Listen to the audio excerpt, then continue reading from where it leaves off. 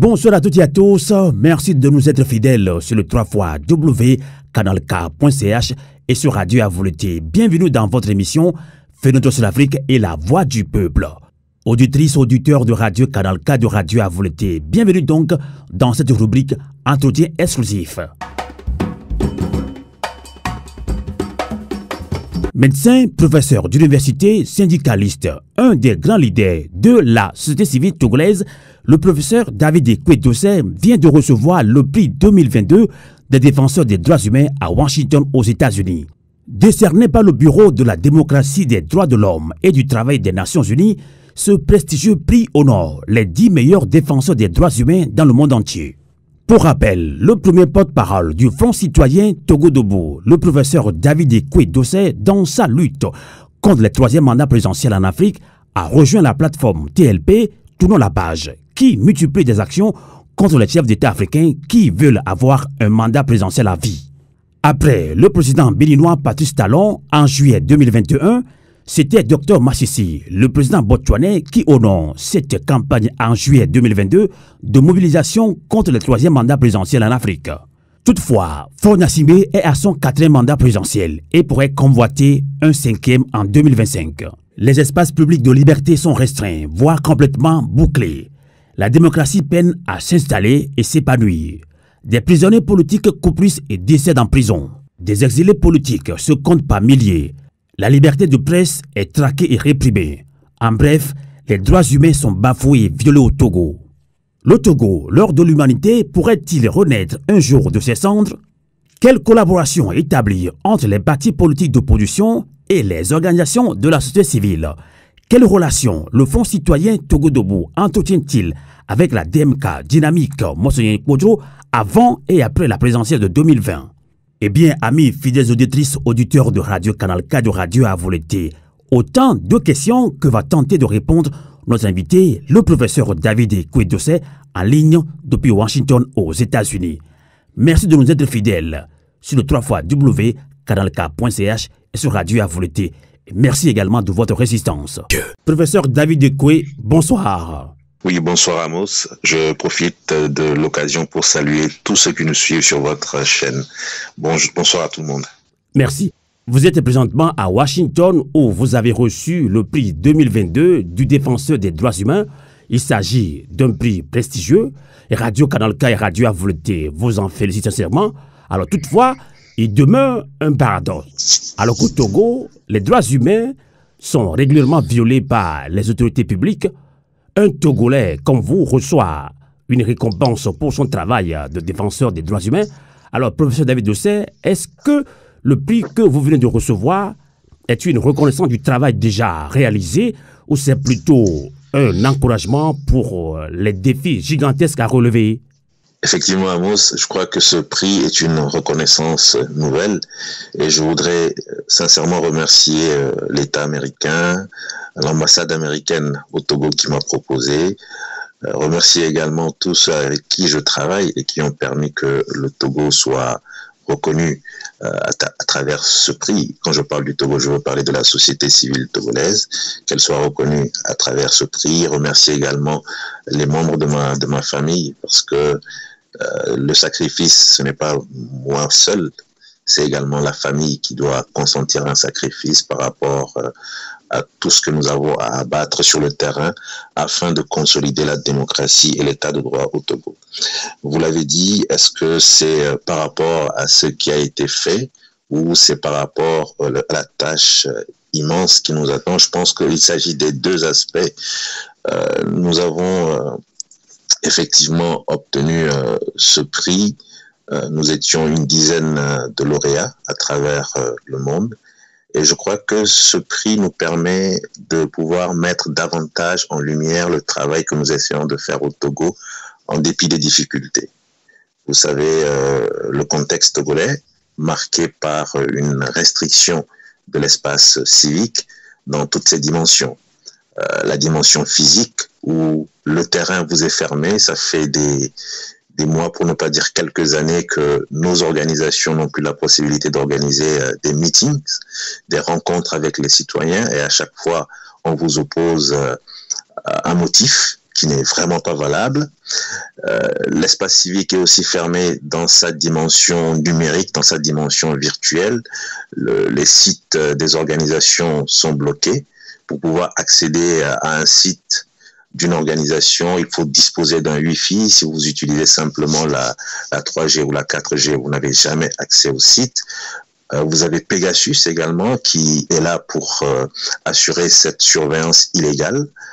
Donc la dimension physique de l'espace civique nous est fermée, la dimension numérique nous est fermée, et il reste la dimension légale aussi qui est de plus en plus difficile avec des projets de loi, des lois qui sont prises contre les organisations de la société civile, les lois contre les manifestations, un projet de loi qui est en préparation pour davantage enfermer les organisations de la société civile dans un carcan. Donc là, c'est ce contexte difficile dans lequel nous essayons d'évoluer.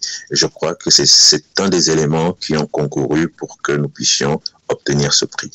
Et l'autre aspect, vous l'avez dit, c'est que il y a encore du chemin à faire, il y a beaucoup de choses à faire pour que l'état de droit, pour que la liberté et la dignité humaine deviennent une réalité au Togo.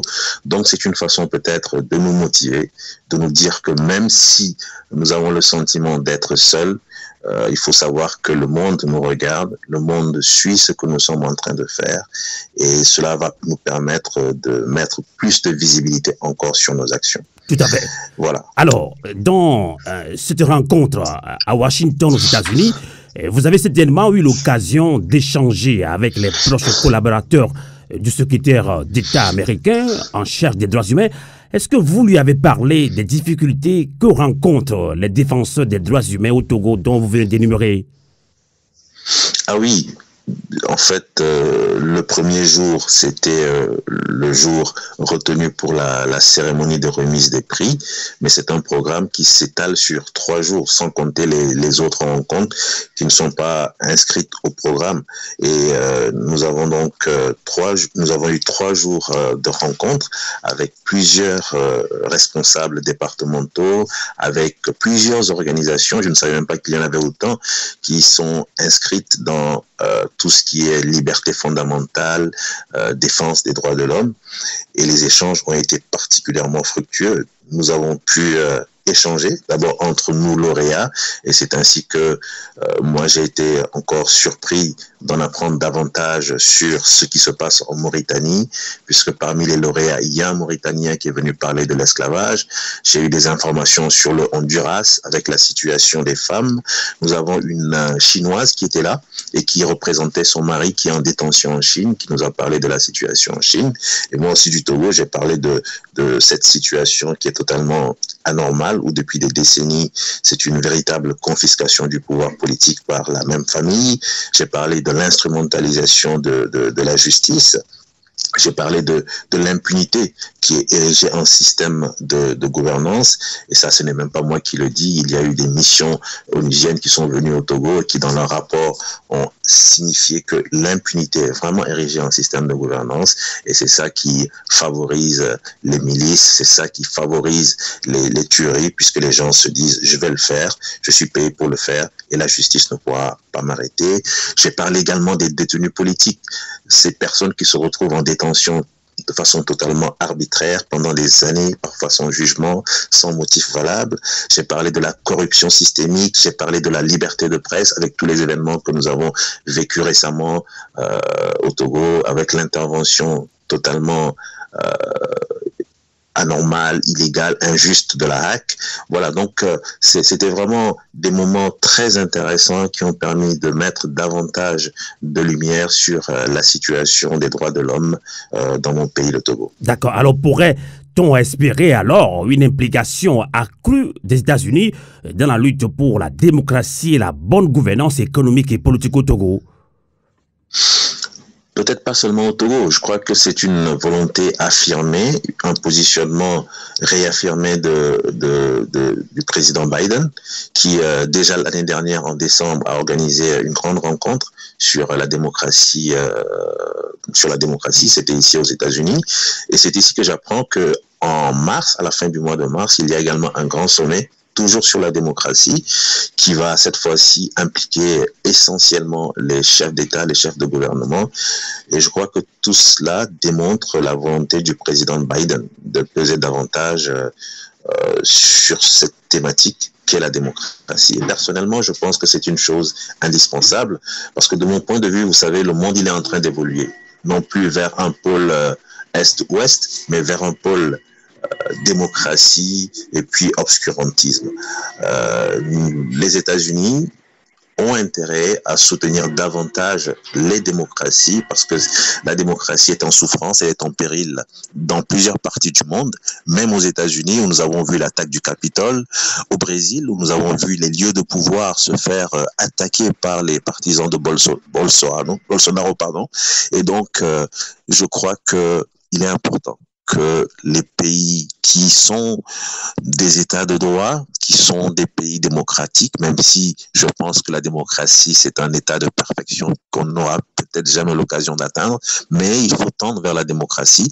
Donc je disais que ces pays qui ont beaucoup plus d'avance que nous, avec des institutions déjà installées, des institutions déjà fortes, ont intérêt à soutenir l'évolution de la démocratie dans le monde. Sinon, ce sera l'obscurantisme qui va progressivement s'étendre. Et ça, ce n'est pas une bonne chose. Tout à fait. Alors, professeur David Doucet, nous allons maintenant aller au fond même du cas togolais, de ce qu'on peut appeler cas togolais.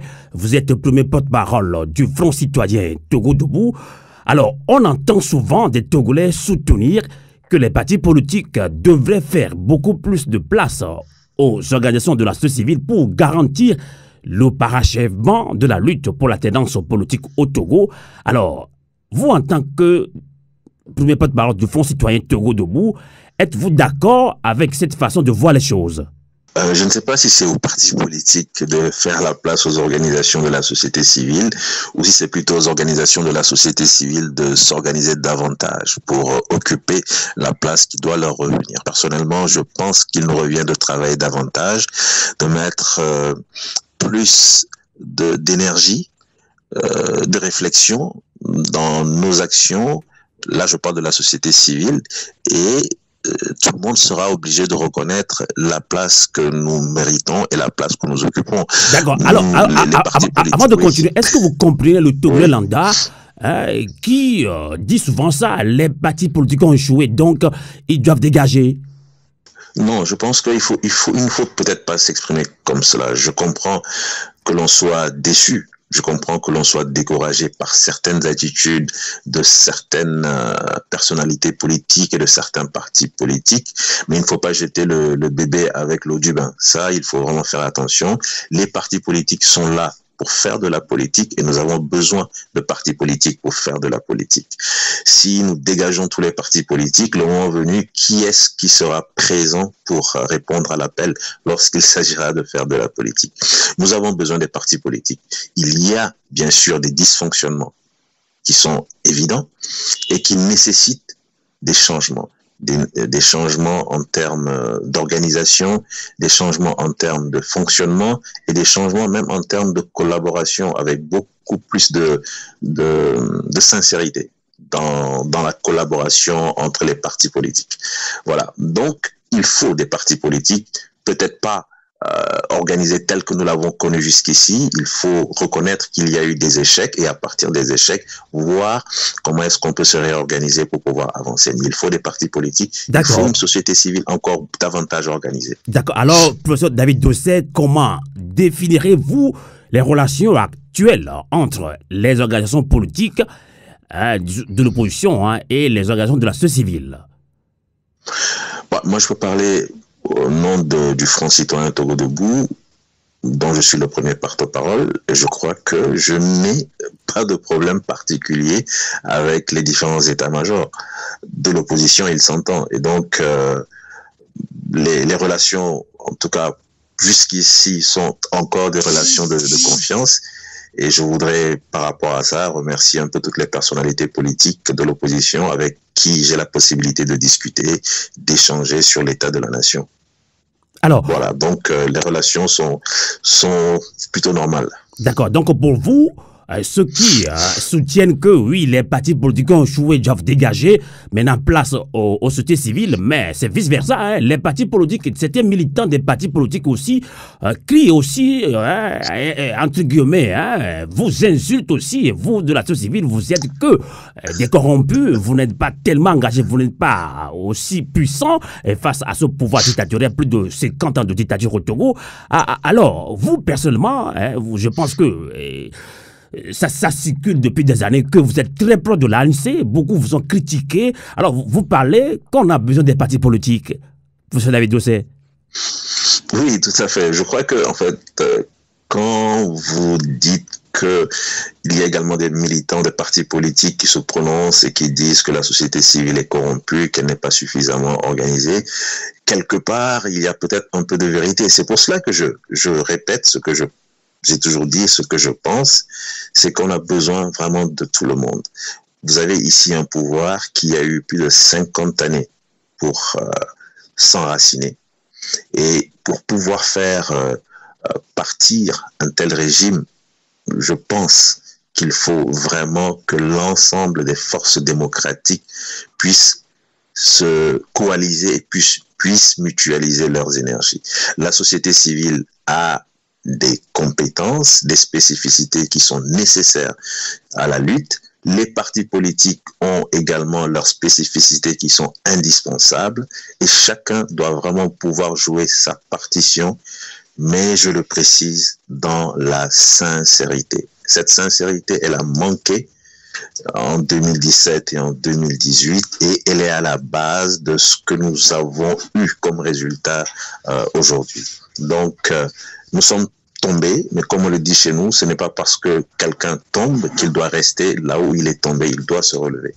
Nous devons nous relever, apprendre de nos échecs et voir comment est-ce qu'on peut reconstruire une vraie force organisationnelle avec les partis politiques, avec les organisations de la société civile pour avancer. Alors maintenant, pour ce qui est de ce que vous avez dit, vous savez, il y a beaucoup d'affirmations, beaucoup de rumeurs, et il m'est arrivé de dire, d'accord, j'ai entendu, mais maintenant, je suis prêt à répondre clairement à tout ce qui me sera... Tout à fait. Parce que dans cette émission, on parle sa langue de bois. On ne veut plus perdre du temps. On vous accuse très peu de l'ANC de Jean-Pierre Fabre. Vous travaillez pour un Togo debout, vous travaillez pour Jean-Pierre Fabre. Professeur David Dossé est de l'ANC. Professeur David Dossé est un ami à Sylvain Amo. C'est pour ça que je vous reçois tout le temps. Je pense que vous devez éclaircir. Vous devez parler. Voilà. Et c'est pour ça que je dis à chaque fois que je demande à ce qu'on me présente des situations qui démontrent clairement une affiliation de l'organisation que je dirige à l'ANC.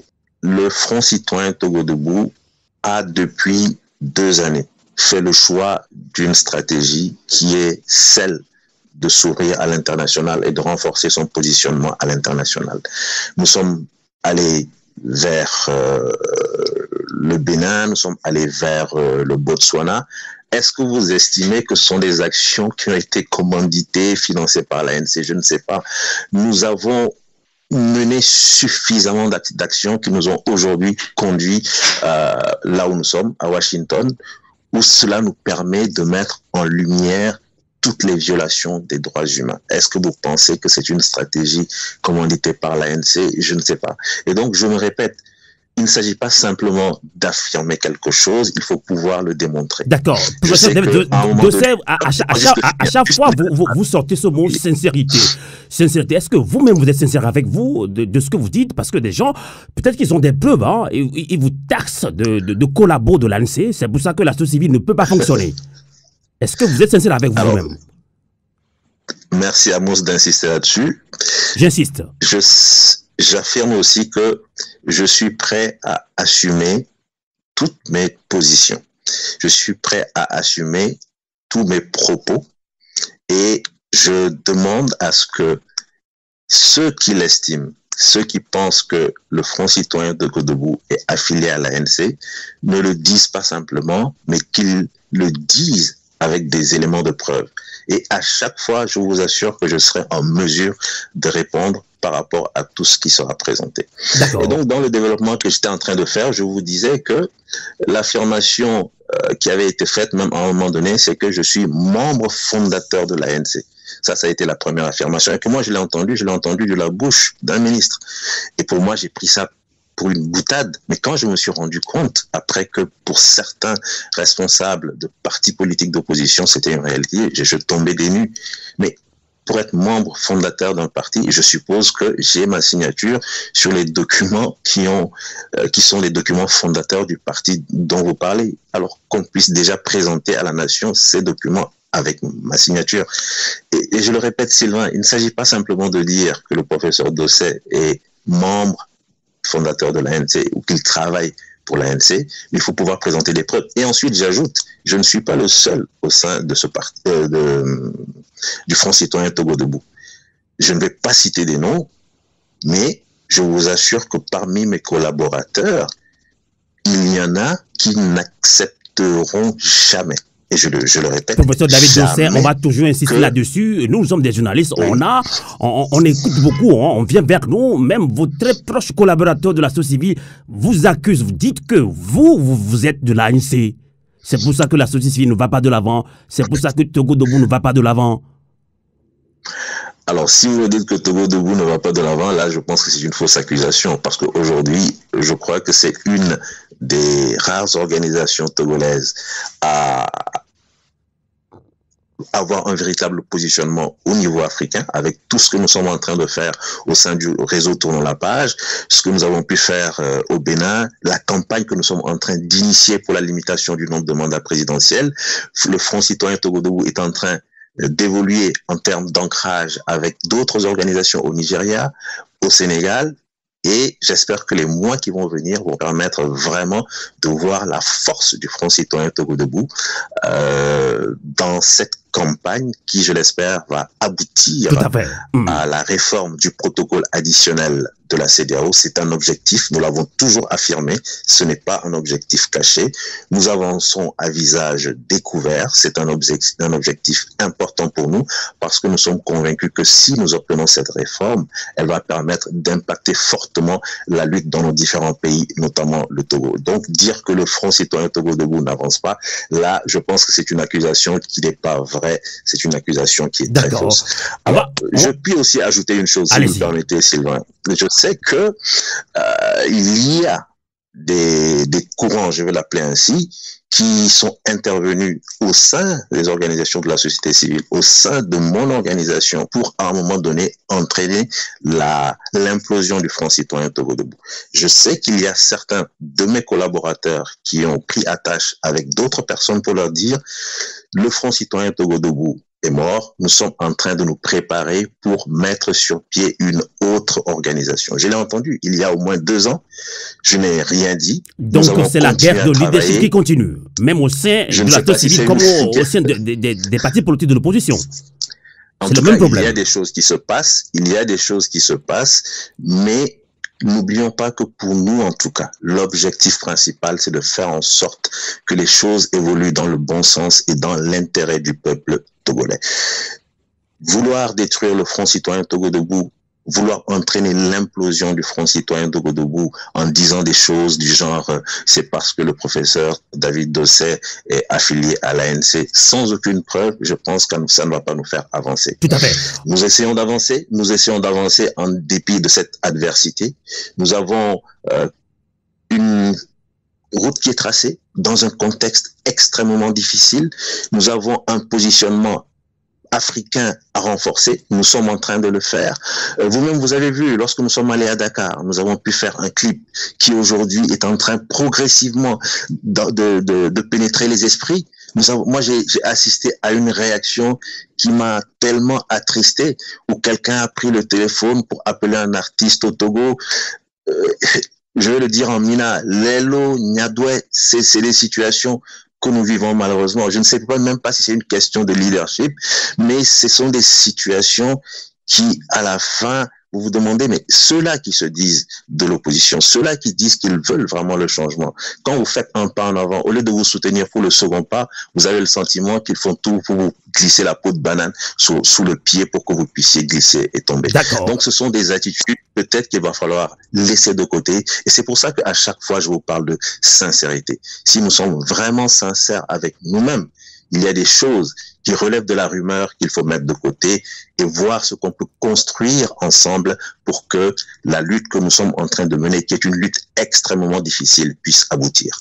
Professeur David Dossé, merci de votre disponibilité, merci de nous accompagner en ligne depuis Washington, aux États-Unis, où vous séjournez depuis quelques jours par rapport à ce prix des droits humains 2022. Donc, on parle sans langue de bois sur le cas togolais.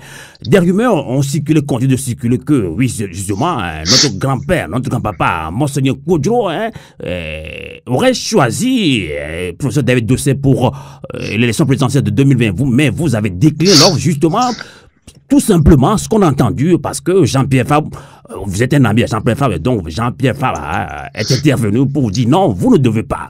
C'est ça qui circule. Je pense qu'une radio à Lomé, justement, Nana FM, notre confrère de Nana FM, j'oublie son nom, Bruno, justement, dans une langue en mina, a essayé de vous questionner, mais vous avez répondu, mais pas totalement. Dans cette émission, on veut tout comprendre, puisque beaucoup de gens nous posent la question, qui est justement professeur David Dossé? Pourquoi il a trahi? Alors, je ne sais vraiment pas si je mérite tant d'égards et de considération. Effectivement, c'est une question qui avait été posée par Bruno lors de son émission sur Nana FM. Et vous revenez là-dessus. Et je pense qu'il y a encore, malheureusement, beaucoup de choses qui sont dites, qui sont affirmées par des gens qui ne connaissent pas tout le contexte.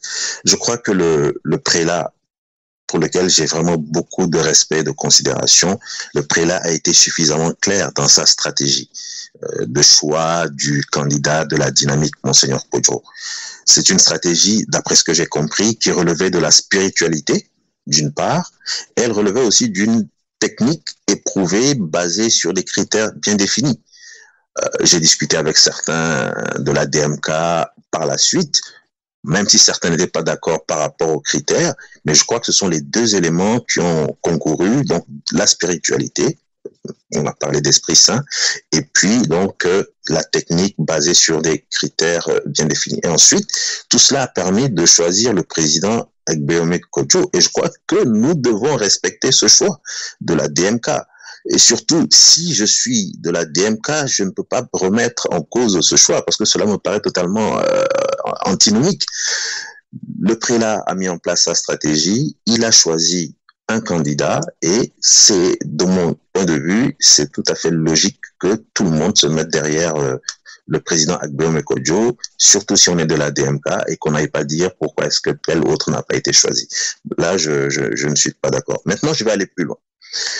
Vous savez, je crois qu'il y a eu effectivement des noms qui ont été proposés par différents courants, par différentes personnes au prélat, pour son choix. Et je vous assure, la main sur le cœur, la seule fois où j'ai eu à mener cette discussion en présence du prélat, je me répète, la seule fois où j'ai eu à parler de cette question de ma candidature ou de mon choix en présence du prélat, pour lequel j'ai énormément de respect, c'était dans mon bureau à l'hôpital. Nous étions 3 personnes. Il y avait le prélat qui était venu, accompagné de Marc Mondi et moi-même. Pour ceux qui connaissent mon bureau au CHU, le bureau qui est au premier étage de la traumatologie, donc je suis sorti de derrière mon bureau, et je me suis installé dans l'espace réservé aux visiteurs. Je me suis installé face à Monseigneur Kodjo qui était à ma droite et à Marc Mondi qui était à ma gauche. Et c'est essentiellement Marc Mondi qui s'est exprimé, qui m'a expliqué un peu la démarche. Ils étaient en train de faire un peu le tour des états-majors, le tour des responsables des organisations de la société civile. Et à un moment donné, en me regardant droit dans les yeux et avec un petit sourire en coin, en tout cas c'est ce que j'ai retenu, Marc Mondi m'a dit clairement, professeur, même votre nom est sorti, mais en même temps il a ajouté, mais vous n'avez pas fait l'unanimité. Je répète, Marc Mondy m'a regardé droit dans les yeux et m'a dit, professeur, même votre nom est sorti ou votre nom a été proposé, mais il a ajouté en même temps, vous n'avez pas fait l'unanimité. Ce n'était pas une question qui m'était posée. Je n'avais pas à dire oui, je n'avais pas à dire non. J'ai entendu. Et puis, il a enchaîné sur d'autres éléments. Et je répète, c'est la seule fois devant l'histoire où, en présence du prélat, cette question a été évoquée. Et donc, cette question, elle a été évoquée, elle a été solutionnée par M. Mondy, qui a donné une réponse claire. Et donc, je ne vois pas sincèrement ce que on pourrait me reprocher par rapport à cela. Fallait-il que je retourne ensuite voir Monseigneur Kodjo pour discuter avec lui? Monseigneur Kodjo, mais qu'est-ce qui s'est passé? Je ne sais pas.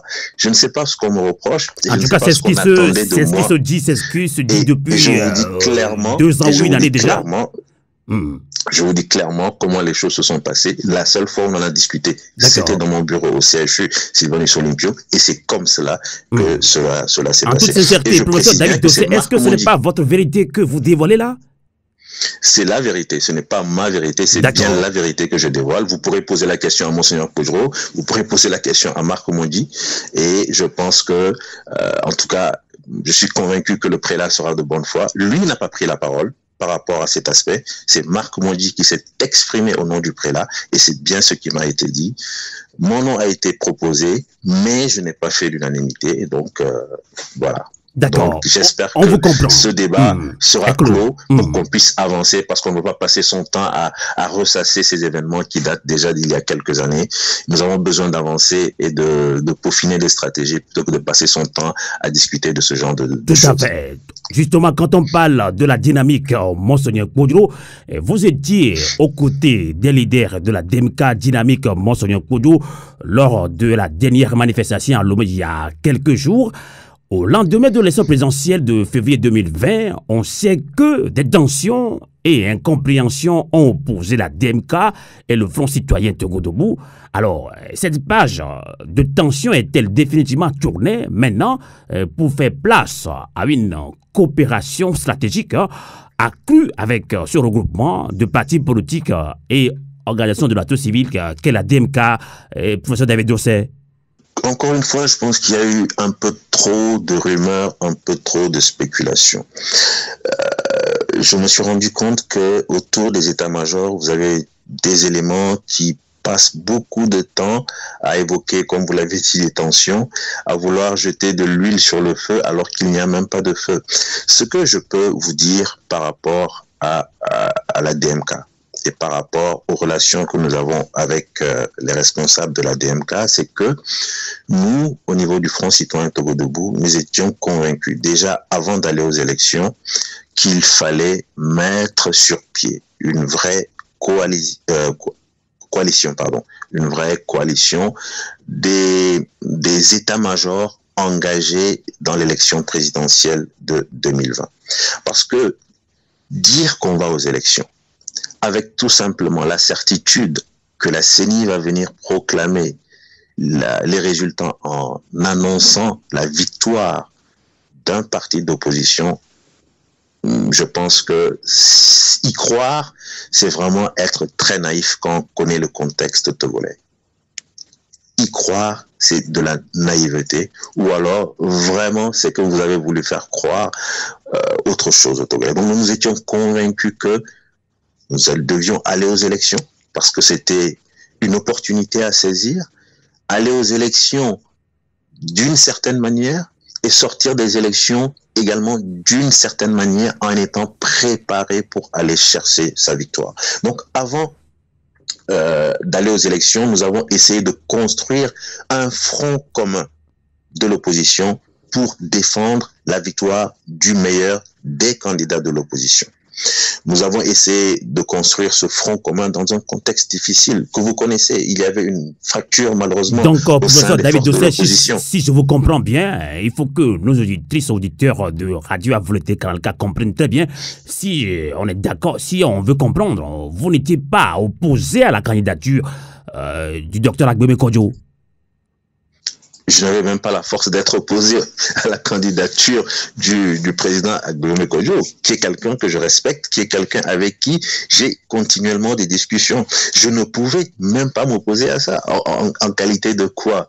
Et donc, tout ce que nous voulions, c'est que, puisqu'il n'y avait pas qu'un seul candidat de l'opposition, il faut le reconnaître, il y avait plusieurs candidats, faire en sorte que ces candidats se retrouvent dans un creuset, qu'ils puissent au moins mettre en place un front commun et au moment où il fallait aller revendiquer la victoire d'un de ces candidats de l'opposition, qu'on puisse mettre en place une vraie stratégie. Et donc nous avons essayé de construire ce front commun dès le début, dès le mois de janvier. Ça n'a pas pu se faire, je ne vais pas insister là-dessus. Juste avant les élections, nous avons encore fait une nouvelle tentative. Je rappelle que le contexte était extrêmement difficile parce que malheureusement, on n'a pas pu construire cette unité. Il y a eu des éléments qui ont davantage fracturé l'opposition. Et c'est dommage. Les gens ne s'en rendent pas compte. Il y a eu des propos qui ont été tenus, il y a eu des attitudes, il y a eu des gestes qui ont détruit beaucoup de choses. Nous le disions, mais les gens ne comprenaient pas. C'est ce genre de choses que vous dites, on vous dit vous êtes de l'ANC. Non, c'est pas ça du tout. C'est que quand vous voyez plus loin par moment, vous devez dire aux gens, faites attention. Ce genre de propos, ce genre d'attitude, ça va finir par avoir des répercussions négatives. Donc, dans un contexte difficile, nous avons essayé de les réunir. J'étais en déplacement le jour où la réunion devait se faire. C'était un lundi soir. J'appelle, on me dit, tous sont venus sauf un. Mais finalement, ceux qui sont venus se sont entendus pour reporter la rencontre au lendemain parce qu'il est important que tous les responsables se retrouvent pour que les dispositions à prendre soient acceptées par tous, pour que ce front commun puisse vraiment se construire, pour que lorsque nous irons aux élections, nous puissions ensemble déployer ce front commun pour aller revendiquer la victoire. Le lendemain, j'appelle, alors comment ça s'est passé? La rencontre a-t-elle pu se faire? On me dit, tous ceux qui étaient venus hier sont encore revenus, mais sauf un. Vous voyez ce qui s'est passé. Donc, nous sommes allés, c'était un échec, il faut le reconnaître. Et moi, sincèrement, permettez que je profite de l'occasion que vous m'offrez aujourd'hui pour dire merci. Merci à ceux qui se sont déplacés. Merci à ceux qui nous ont fait confiance parce que ce sont de vrais responsables politiques. Ce sont des gens qui se sont construits, qui ne me doivent absolument rien. Je suis allé vers eux. Je les ai suppliés. Je leur ai expliqué l'état de la nation. Je leur ai expliqué ce qu'on attendait d'eux, ce qu'on espérait d'eux. Ils ont mis de côté leur ego. On parle souvent d'ego. Ceux-là ont mis de côté leur ego. Ils sont sortis de chez eux, ils sont sortis de leur état-major, ils se sont déplacés pour aller se retrouver au nom des intérêts du peuple togolais, pour mettre sur pied quelque chose, construire quelque chose ensemble. Et donc, ils m'ont fait confiance. Je voudrais ici leur dire sincèrement merci de cette confiance. J'espère qu'en dépit de l'échec qui a suivi, puisque finalement cette rencontre n'a pas pu se faire, donc c'est un véritable échec, j'espère qu'en dépit de l'échec qui a suivi, ils continuent à avoir confiance en cette volonté que moi j'ai, cette volonté commune que nous avons pour que le Togo puisse devenir autre chose demain. Donc, merci à eux. D'accord, on a compris. Je reviens un petit peu sur ma question. Permettez que je continue. Allez-y, oui, allez-y. D'accord. Je disais donc que il y a beaucoup de spéculations, beaucoup de rumeurs. Nous sommes donc allés aux élections, je dirais presque en rang dispersé. Les élections, je crois que c'était le samedi, c'est ça, hein? Le samedi, le dimanche, le lundi, le mardi qui a suivi, le Front citoyen Togo Debout était en délégation au QG de la DMK. Nous étions chez le président Agbooméné Kodjo. Je répète, en dépit de ce que vous avez dit, tension et rumeur, les élections ont eu lieu le week-end, les résultats ont été donnés. Le lundi, le mardi qui a suivi, le Front citoyen Togo Debout était en délégation au QG de la DMK. Parce que nous savions donc qu'il fallait maintenant déployer toute la stratégie possible pour aller chercher la victoire. Nous étions partis avec, disons, un pied en moins. Parce que ce que nous n'avons pas pu construire avant, maintenant il fallait s'évertuer à pouvoir le construire, le front commun, mais nous étions convaincus que c'était la seule voie qui nous permettait d'aller revendiquer la victoire. Le mardi, nous nous sommes rendus donc au QG de la DMK, nous avons échangé avec les responsables, nous avons eu l'information de la manifestation qui devait se faire le vendredi, nous avons fait des propositions en termes de stratégie. Et je reconnais que, effectivement, en termes de stratégie, nous ne sommes pas tombés d'accord. Nous ne nous sommes pas entendus sur la stratégie. Et nous avons également compris qu'un report de la marche n'était pas envisageable. Et c'est vrai qu'à partir de cet instant, nous, qui étions de la délégation du Front citoyen Togo Debout, nous avons décidé simplement d'observer. Et nous n'avons pas souhaité nous associer à l'appel de la marche, à l'appel à la marche du vendredi. Vous comprenez? Nous sommes allés le mardi discuter avec les responsables de la DMK. Il y a une marche qui est prévue le vendredi pour revendiquer la victoire de la DMK. Comment les choses se préparent-elles? Qu'est-ce qui est prévu? Est-ce que vous irez seul? Est-ce qu'il y aura d'autres organisations politiques? Est-ce que les réponses qui nous ont été données ne nous ont pas vraiment satisfait en termes de stratégie? Je crois que chacun a le droit d'avoir sa stratégie, mais nous n'étions pas d'accord par rapport à un certain nombre d'éléments. Nous avons dit, est-ce qu'il n'est pas possible de reporter de quelques jours pour que nous puissions peaufiner ensemble la stratégie? Et donc, par rapport aux réponses qui nous ont été données, il fallait que nous puissions prendre une décision. Nous avons dit, OK, dans ce cas, nous observons et nous allons voir ce qui va se passer. Et je crois que le monde a vu ce qui s'est passé donc le vendredi, et les choses se sont passées difficilement.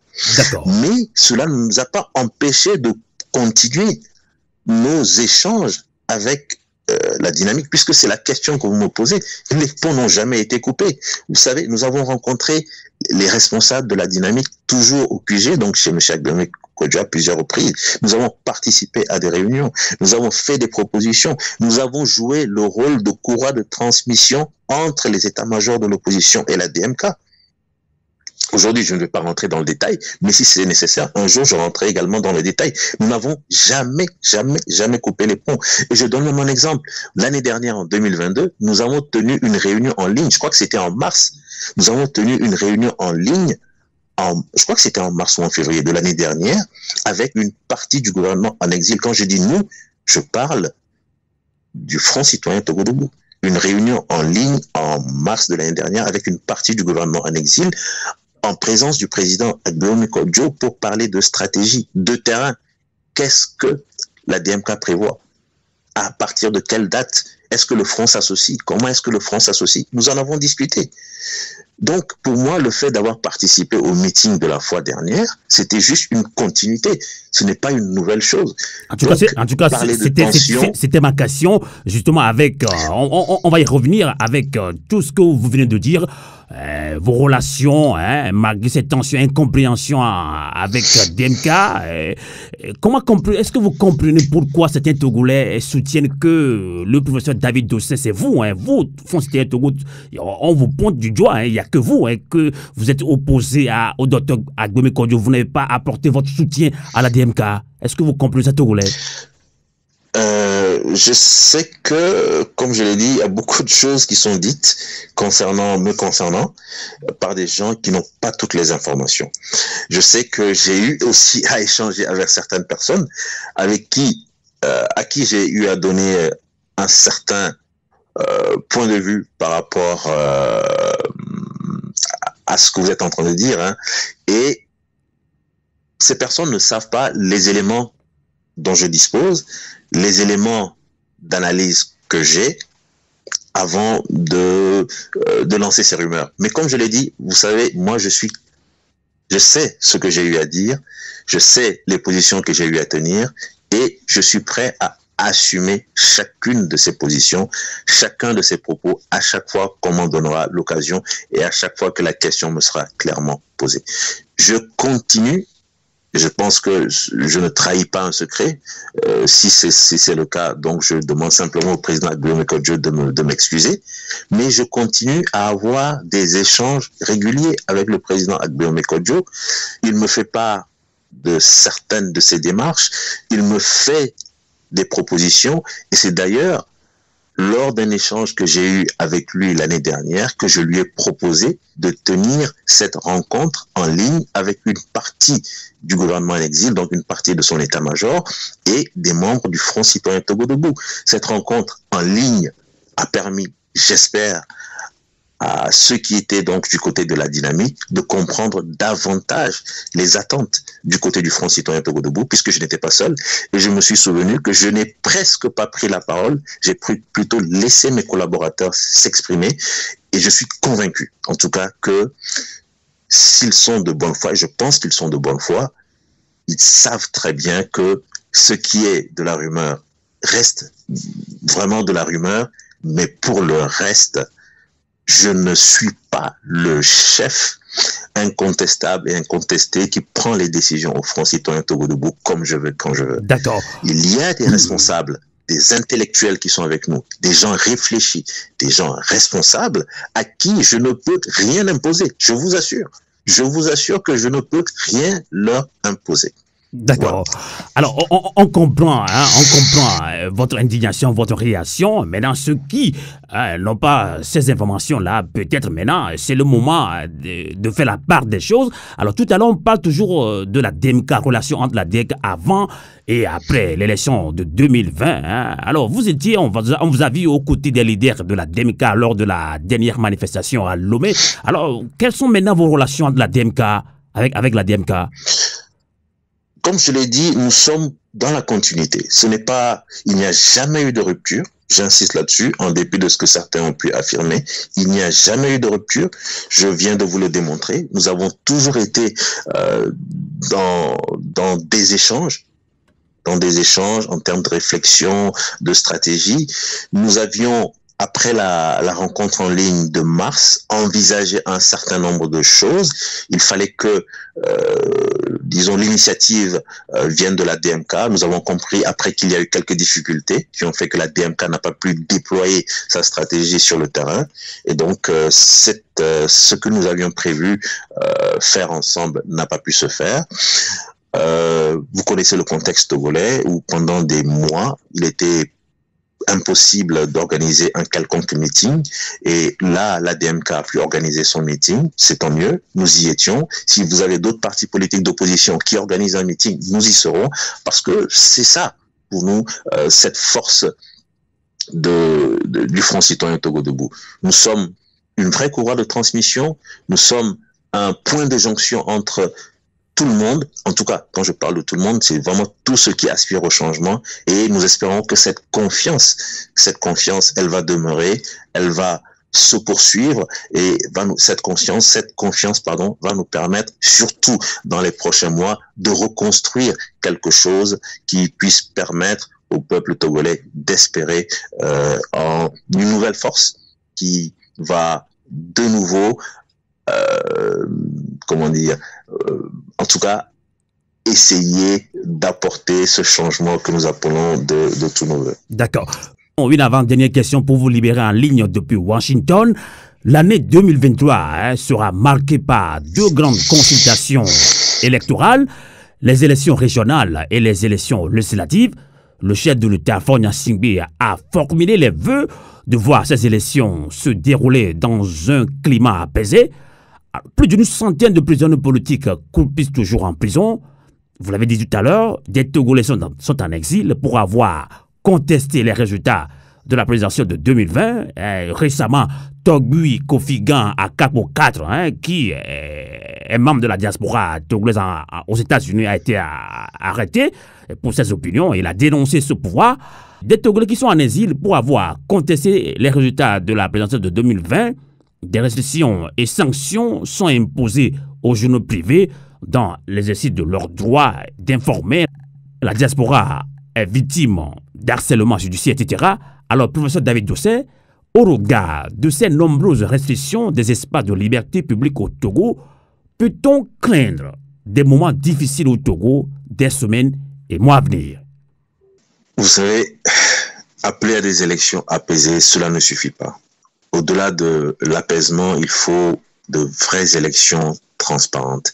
Je crois que c'est ça qui peut conduire à l'apaisement, c'est ça qui peut conduire à un Togo moderne, à une société totalement en cohésion avec elle-même. Et pour le moment, malheureusement, avec tout ce que vous venez d'évoquer, on a le sentiment que le Togo n'est pas préparé pour cela. Le gouvernement togolais a montrer sa volonté de non-changement. Aujourd'hui, on a le sentiment que le parti au pouvoir, le régime, pense avoir détruit les partis politiques.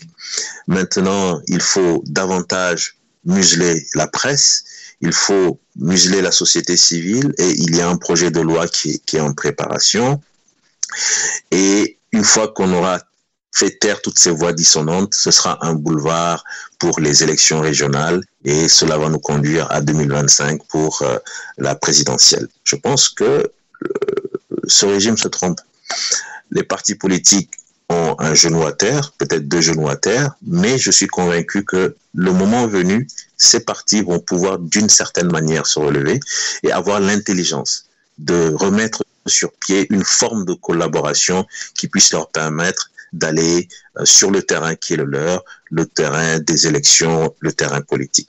Pour ce qui concerne les organisations de la société civile, pour ce qui concerne la presse privée, vous l'avez dit, nous sommes actuellement en train de subir vraiment des attaques, les affres de ce régime, et nous devons tout mettre en œuvre pour pouvoir sortir de ce carcan qu'on cherche à nous imposer.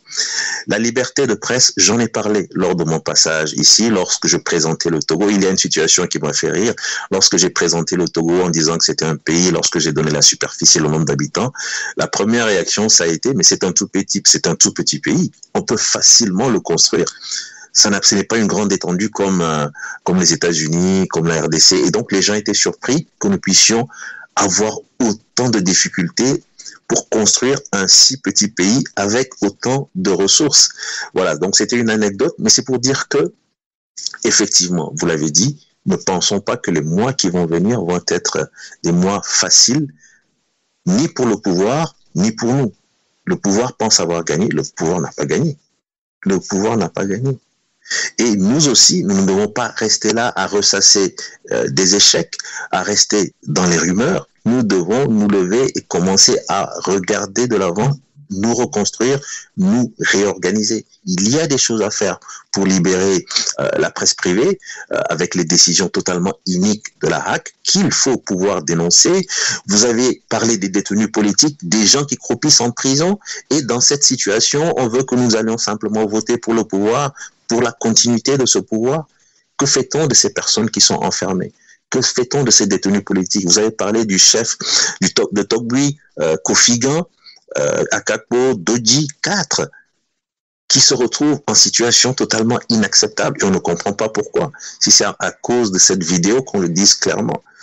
Et je pense que cette vidéo, elle a été faite en son temps. Il a eu le temps de revenir et de faire amende honorable. Et donc, voilà autant de situations qui inquiètent. Mais en même temps, moi, ça me fait penser que ce pouvoir n'est pas serein du tout. Ce pouvoir se pose des questions. D'où est-ce que viendra la révolte? D'où est-ce que viendra la contestation? Donc, dès qu'il y a une impression de... Parce qu'il semble que je n'y étais pas, mais lorsque le chef, le Togbi, Akakpo, Dodji, Kofigan a été intronisé, il semble que ça a été une méga manifestation. Je n'y étais pas, je le répète. Est-ce que c'est ça qui fait peur à certaines autorités? Mais on a le sentiment que ce pouvoir n'est pas serein. Faisons en sorte que le Togo sorte gagnant de tout cela. Que l'on soit du parti au pouvoir, que l'on soit de l'opposition, nul n'a intérêt à ce que le Togo soit détruit. Mettons en place les standards, les normes d'une république moderne. La démocratie, l'état de droit, la vraie justice sont les valeurs sur lesquelles nous devons travailler désormais. On peut être du parti unir. Je pense que c'est son droit le plus absolu de dire, en termes d'idéologie, je veux être du parti unir. Mais être du parti unir ne signifie pas fouler aux pieds la justice. Cela ne signifie pas dire qu'il faut que la corruption soit érigée en système de gouvernance. Cela ne signifie pas que l'impunité, c'est ce qu'il faut. On a tué des enfants, mais comme je suis du parti unir, je me tais, je ferme les yeux dessus. Non, on a le droit d'être du parti unir, mais il y a des valeurs sociétales qui sont indispensables si nous ne voulons pas que dans quelques décennies, nos enfants disent oui, ils ont hérité d'un pays politiquement divisé, socialement délabré et économiquement exsangue. D'accord. On va finir cet entretien exclusif que vous avez bien voulu nous accorder sur Radio Canal K, sur Radio à Volonté. Merci beaucoup pour votre disponibilité. Alors, en termes de sensibilisation, de mobilisation, ces temps-ci, même des chefs d'État aux États-Unis, en France, en Allemagne, un peu partout, utilisent les réseaux sociaux, que ce soit Twitter, Snapchat, WhatsApp, Instagram et TikTok. Mais vous, personnellement, on ne vous voit pas sur les réseaux sociaux. Quelles sont ces raisons? Est-ce que ce sont des petits bisbilles ou c'est parce qu'on n'utilise pas ces réseaux sociaux à bon escient qui vous font fuir les réseaux sociaux, professeur David Doucet? Je suis essentiellement sur Twitter, mais effectivement, je reconnais que mon dernier tweet date d'il y a quelques mois déjà. Je pense qu'il faudra à un moment donné que je revienne pour faire passer des messages. Et je pense que lorsque la campagne pour la limitation du nombre de mandats présidentiels aura atteint sa vitesse de croisière, je serai encore plus présent sur Twitter. Mais vous faites bien d'évoquer la question des réseaux sociaux parce que j'ai déjà dit ça à plusieurs reprises. Je pense que nous avons perdu la guerre des réseaux sociaux par rapport à l'utilisation qui en est faite.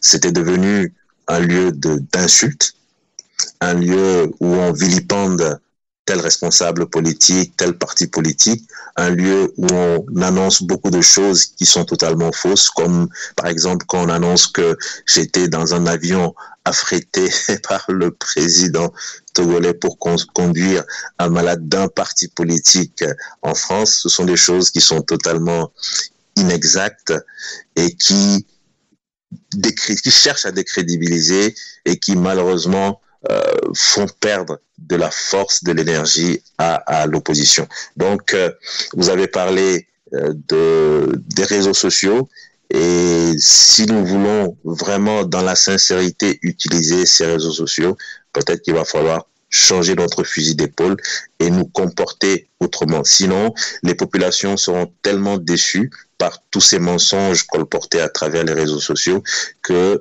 ces populations vont à un moment donné déserter les réseaux sociaux et le jour où on aura besoin justement de passer par ces réseaux sociaux pour faire passer des messages, on ne trouvera plus personne.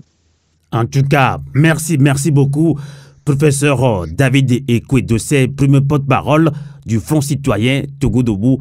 Merci de nous avoir accompagnés en ligne depuis Washington, aux États-Unis, et bon retour à notre terre natale, Denigban, et bonsoir et bon courage à vous.